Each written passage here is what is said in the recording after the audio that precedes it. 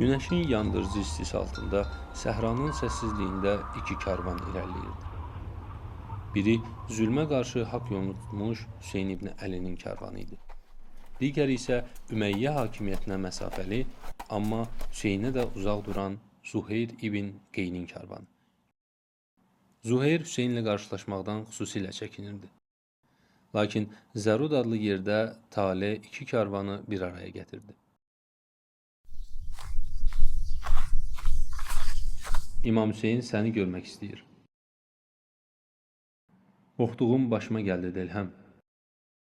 Züheyr, nə dayanmısan? Peyğəmbərin nəvəsi səni çağırır. Get gör nə deyəcək.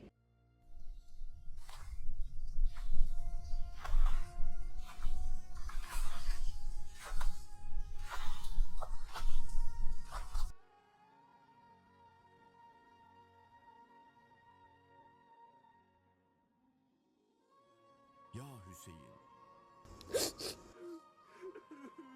Zuheyr həyat yoldaşı ilə vidalaşdıqdan sonra İmam Hüseynin karvanına qoşuldu.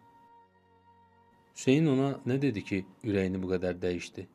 Yoxsa sadəcə o sevgi dolu baxışlar mıydı Zuheyrin qəlbini oyadan? Bunu bilmirik. Amma bir şeyi bilirik, artıq Zuheyr də o qurtuluş karvanında idi. O da cənnətin yolçularından biri olmuşdu.